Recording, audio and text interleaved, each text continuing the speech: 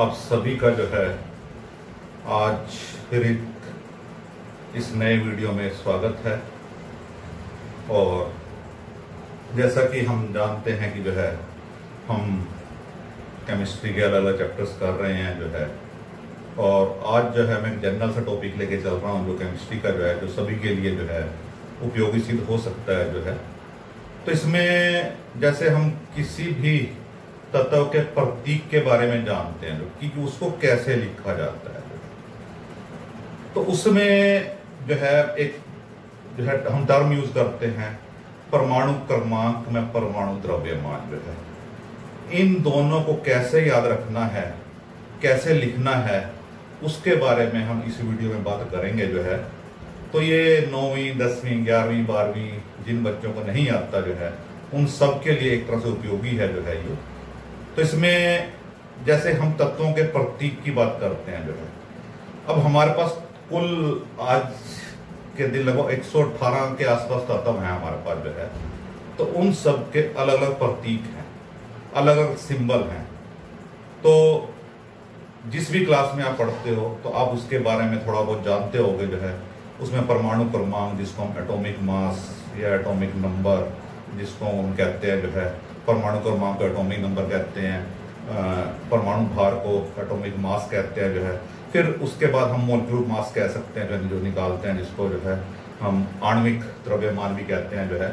तो हमें जो है परमाणु क्रमांक और परमाणु क्रम जो है द्रव्यमान ये बहुत जरूरी है। अगर हमें ये पता होगा तो हम जो है जो मॉलिक्यूलर मास है वो आसानी से निकाल सकते हैं। तो लेकिन हमें ये बहुत जरूरी है। अब जैसे कोई भी प्रतीक है जो है कि मान लो मैं जो है कोई भी तत्व x लिखता हूं,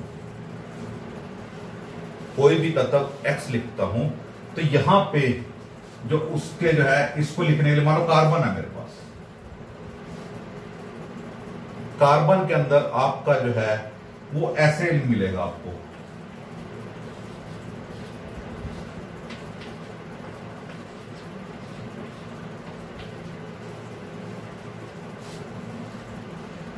अब ये लिखा कार्बन 612, कार्बन 612, कार्बन 612, तीनों एक ही तरह के लग रहे हैं।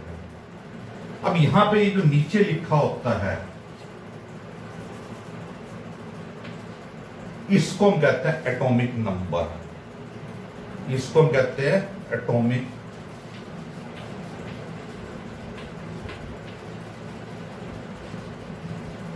नंबर, इसको हम कहते हैं एटॉमिक मास। तो इसके अंदर जो भी तत्व होगा आपके पास, तो आपकी किताबों में अगर कहीं लिखा हुआ है तो नीचे उसका एटॉमिक नंबर होगा, ऊपर एटॉमिक मास होगा। यानी कि यहां पे परमाणु क्रमांक और ये परमाणु द्रव्यमान। तो ये सब में ध्यान रखना है। आपका लेफ्ट साइड में भी 612 लिखा हो सकता है, एक ये नीचे एटॉमिक नंबर लेफ्ट में, ये राइट में, यहां दोनों राइट में हो सकते हैं। लेकिन आप सब जो है इस तरीके से लिखेंगे, ये तरीके को आप अवॉइड करेंगे, इसको आप ना करें, कंफ्यूज ना हो इसके अंदर। तो आपकी अलग अलग किताबों में अलग अलग हो सकते हैं, ये वैसे नहीं कहता कि मैं गलत है, लेकिन आप इसको इस तरह से लिखोगे तो आपके लिए फायदेमंद रहेगा, आपके लिए बहुत आसान रहेगा। तो अब इसके अंदर जो है जो हम तत्व लेके चल रहे हैं उसको जो है कि जो भी कोई तत्व है उसको मैंने x मान लिया, उसके यहां पे मैंने लिखा एटॉमिक नंबर, जिसको Z से भी कहते हैं, Z से डिनोट करते हैं। यहां ऊपर लिखते हैं एटॉमिक मास, जिसको हम A से भी लिखते हैं। तो किसी भी तत्व का एटॉमिक नंबर और एटॉमिक मास उसके साथ ही लिखा होता है। तो ये एक जो है जो परमाणु क्रमांक या परमाणु द्रव्यमान की हम बात कर रहे हैं, एटॉमिक नंबर एटॉमिक मास, तो आप इस तरह से लिखोगे इसको। अब मैं यहाँ पे थोड़ा सा एग्जांपल है, उसको कैसे आपने याद करना है, तो मैं कुछ एग्जांपल ले रहा हूं इसके अंदर जो है। तो सबसे पहले जो आसान आसान से एग्जांपल है, जैसे हाइड्रोजन है,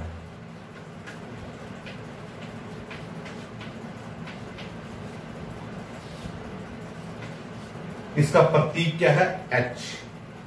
इसका परमाणु क्रमांक 1, परमाणु द्रव्यमान 1।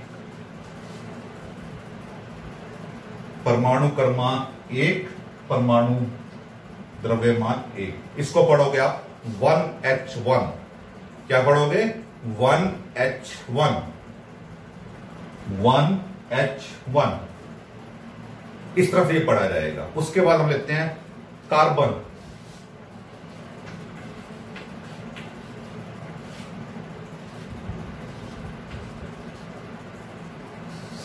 सिक्स 12 ये है कार्बन। कार्बन का एटॉमिक नंबर क्या है? 6। एटॉमिक मास क्या है? 12। तो इस तरह से हम इनको जो है कोशिश कर रहे हैं लिखने की, और ये थोड़े से आपने याद करने की कोशिश करने हैं। जो मैं इंपॉर्टेंट आपको बता रहा हूं, जो मैंने कहा लगभग 118 तत्व है हमारे पास, उनमें से कुछ 15-20 तत्वों के नाम मैं आपको इंपॉर्टेंट बता रहा हूं, जिनके आपने परमाणु क्रमांक और परमाणु द्रव्यमान या एटॉमिक नंबर और एटॉमिक मास आपने याद रखने हैं। और इससे जो है आपको जो है केमिस्ट्री के बहुत से न्यूमेरिकल्स, लगभग पूरी केमिस्ट्री के न्यूमेरिकल्स सॉल्व करने में बहुत ज्यादा सहायता मिलेगी, काफी हेल्प मिलेगी इससे हमें। तो इसलिए ये हमारे लिए काफी दूरी हो जाते हैं, क्योंकि जब हमें केमिस्ट्री पढ़नी है, साइंस पढ़नी है, तो उसके अंदर हम उसके परमाणु क्रमांक या परमाणु द्रव्यमान आसानी से याद रख सकें, और जो 15-20 खासकर हमने याद रखने हैं। क्योंकि हम परमाणु क्रमांक को तो आसानी से याद रख सकते हैं, लेकिन परमाणु द्रव्यमान के बारे में थोड़ा सा हम जो है कंफ्यूज होते हैं, क्योंकि परमाणु क्रमांक का जो है मैं अभी आवरेज सॉर्टिंग में बताऊंगा, वहां थोड़ा सा जो है तो आप उसको जो है आसानी से याद रख पाओगे, लेकिन द्रव्यमान में थोड़ी सी दिक्कत आती है हमें जो है, तो उसको याद कैसे करना है। ज्यादातर क्या होता है कि अब जैसे यहां 1H1 था, ठीक है, 612 था, बहुत से केसेस के अंदर जो है जितना ये परमाणु क्रमांक होता है उससे डबल परमाणु द्रव्यमान होता है, लेकिन हर केस में ऐसा नहीं होता। तो यहां पे इस बारे में भी कंफ्यूज नहीं होना कि हर केस में ऐसा मिलेगा आपको, ये भी कोई जरूरी नहीं है। बहुत से केसेस ऐसे हैं जिनमें डबल है, लेकिन यहां पे ऐसा नहीं है। कुछ एग्जांपल हमारे पास ऐसे भी हैं जिनमें डबल से थोड़ा ज्यादा है। तो इसलिए ये फार्मूला नहीं लगा लेना कि जितना एटॉमिक नंबर है उतना एटॉमिक मास उसका डबल हो जाएगा। तो ये ध्यान रखते हुए, तो इसमें मैं पहले कुछ आपको जो है प्रतीक बता के चल रहा हूं। तो इसमें जो है नाइट्रोजन,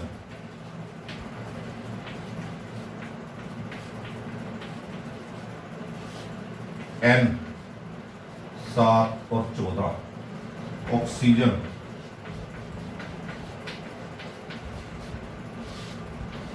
8 और 16, सल्फर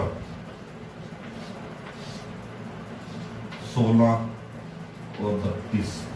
तो अब मैंने यहां पे नाइट्रोजन लिखा जिसका प्रतीक N है, atomic number 7, mass number 14। Oxygen atomic number 8, atomic mass 16।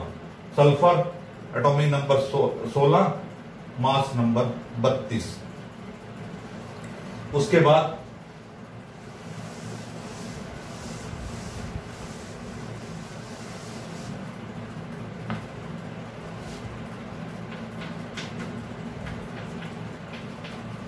Phosphorus, phosphorus को हम जो है P से मेंशन करते हैं, इसका 15 और 31।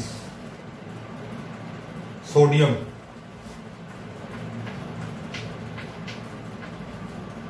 इसको Na से 11 और 23। अभी में देख रहे हो 15, 31, डबल नहीं है, ये डबल से ज्यादा है। सोडियम 11, 23 डबल से ज्यादा है, तो जुड़ी नहीं है, सबका डबल होगा। सोडियम 11, 23। क्लोरीन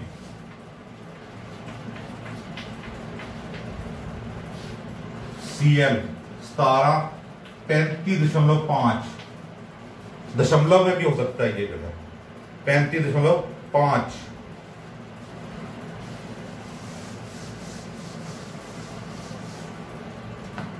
उसके बाद आयरन जिसको हम लोहा भी कहते हैं। 26 और 53, 26 और 56।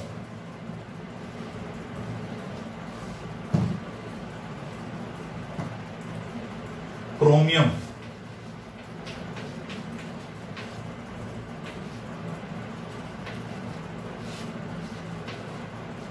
क्रोमियम का जो है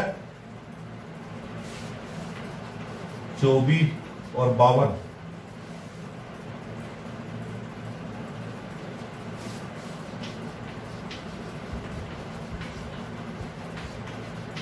एल्यूमिनियम 13 और 27। कैल्शियम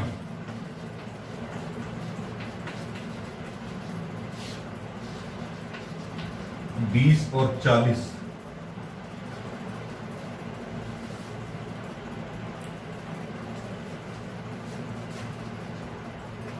क्लोरीन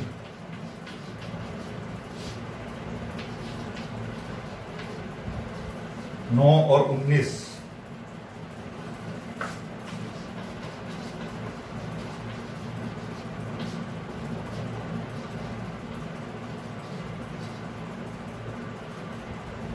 लिथियम 3 और 7। तो अब यहां पे क्या किया, फास्फोरस, फास्फोरस का प्रतीक P, 15 एटॉमिक नंबर, 31 मास, एटॉमिक मास। सोडियम का प्रतीक Na, 11 और 23। क्लोरीन का 17 और 35 Cl इसका प्रतीक है। आयरन का Fe प्रतीक है 26 और 56। क्रोमियम का Cl प्रतीक है 24 और 52। एल्युमिनियम का प्रतीक Al है 13 और 27। कैल्शियम का 20 और 40 Ca प्रतीक है इसका जो है। फ्लोरीन का F प्रतीक है 9 और 19। लिथियम का प्रतीक Li है 3 और 7।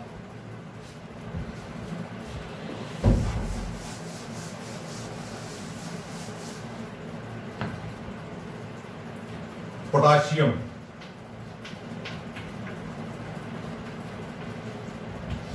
प्रतीक के 19 और 39। मैंगनीज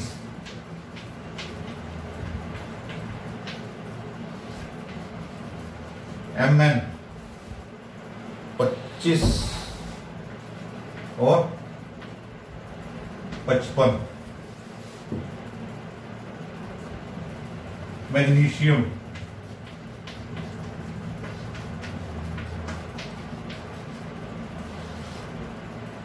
Mg 12 और 24 इत्यादि। तो ये कुछ उदाहरण मैंने दिए आपको जो आपके लिए इंपॉर्टेंट है, आपने याद रखना है। अब इसके अंदर जो है, जो हम एटॉमिक नंबर के आगे चलते हैं, ये हमने कहा इसके अंदर जो है, मैं ये आपने सब नोट कर लिए होंगे जो है।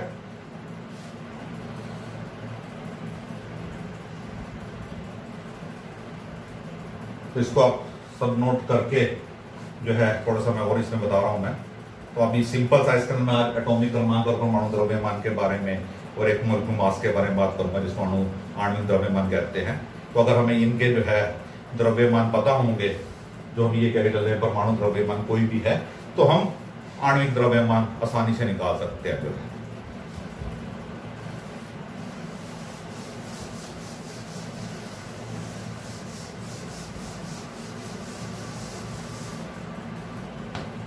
अब जैसे कोई भी, मतलब मैंने जो है यहां पे कार्बन लिया 6 और 12। परमाणु क्रमांक क्या है,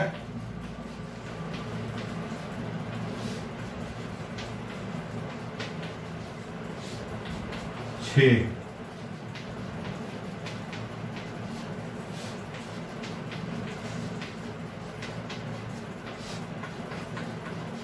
परमाणु द्रव्यमान 12।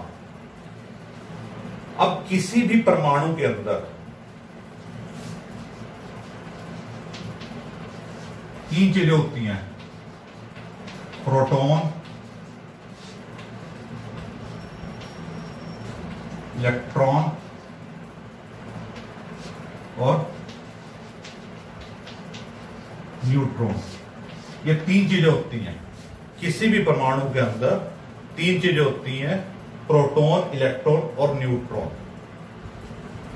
तो ये जो परमाणु क्रमांक होता है ये जो है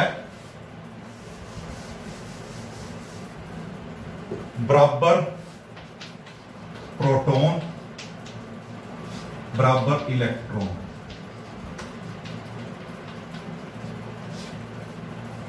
परमाणु क्रमांक क्या होता है?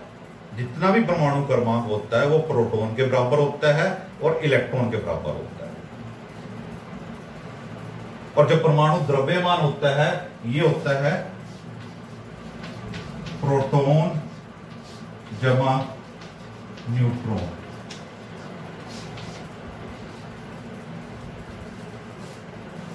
जो परमाणु द्रव्यमान है वो किसके बराबर होता है? प्रोटॉन जमा न्यूट्रॉन। अब मान लो इसके अंदर जो है जैसे कार्बन का था तो कार्बन का परमाणु का द्रव्यमान कितना है? 12 और प्रोटॉन कितने हैं? 6। तो 12 बराबर 6 जमा न्यूट्रॉन। तो न्यूट्रॉन कितने आ गए? 12 माइनस 6 बराबर 6। तो इसके अंदर जो है ये जो 6 था परमाणु क्रमांक था प्रोटॉन के बराबर था और केंद्र के अंदर जो है जो परमाणु द्रव्यमान होता है उसके अंदर प्रोटॉन और न्यूट्रॉन दोनों होते हैं। तो 6 प्रोटॉन हो गए, बाकी 6 इसके अंदर जो है न्यूट्रॉन हो गए। तो इस तरह से हम जो है प्रोटॉन की, इलेक्ट्रॉन की और न्यूट्रॉन की परमाणु क्रमांक, परमाणु द्रव्यमान जो भी हमें इनमें से जो कुछ पता है और जो कुछ नहीं पता हम एक दूसरे से निकाल सकते हैं जो है। ठीक है, तो इस तरह से हम इसके अंदर जो है कोई भी जो है परमाणु क्रमांक या परमाणु द्रव्यमान, ये जो कुछ तत्व मैंने इससे पहले लिखे थे उनको आपने याद करना है। तो इनसे आपको जो है साइंस या केमिस्ट्री को याद करने में बहुत सी आसानी हो जाएगी। केमिस्ट्री के आपके टॉपिक बिल्कुल आसान हो जाएंगे आपके लिए। तो केमिस्ट्री को आसान कैसे बनाना है उसके बारे में मैंने यहाँ पे बात की। अब मैं एक दो एग्जांपल जो यहाँ पे आणविक द्रव्यमान की बात करता हूँ या मॉलिक्यूलर मास की बात करता हूँ।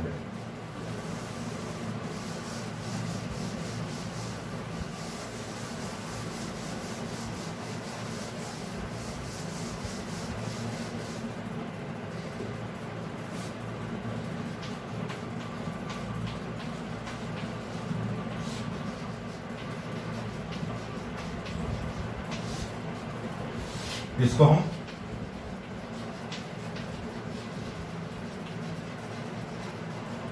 मॉलिक्यूलर मास भी कहते हैं।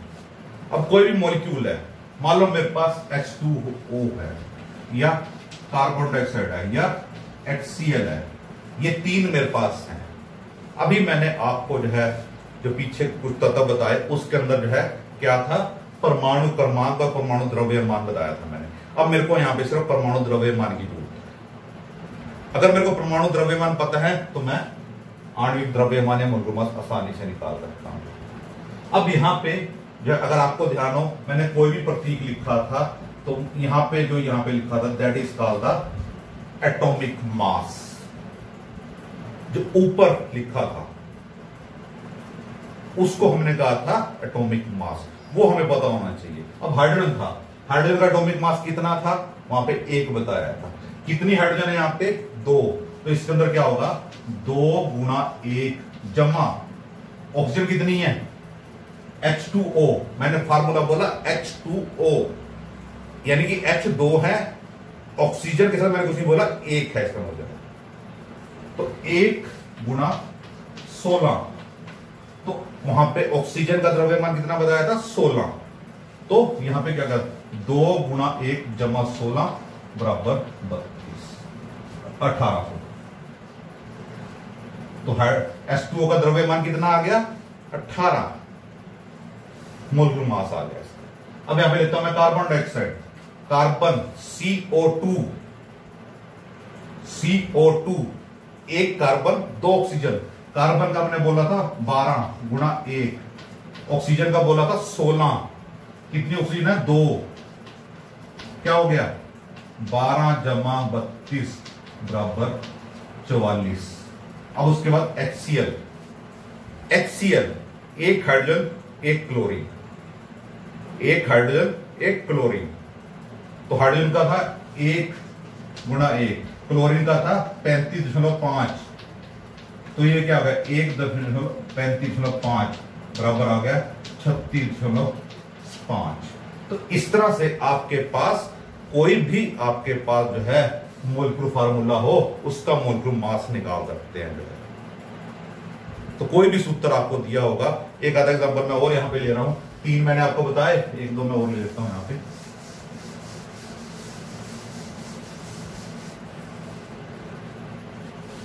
Sodium chloride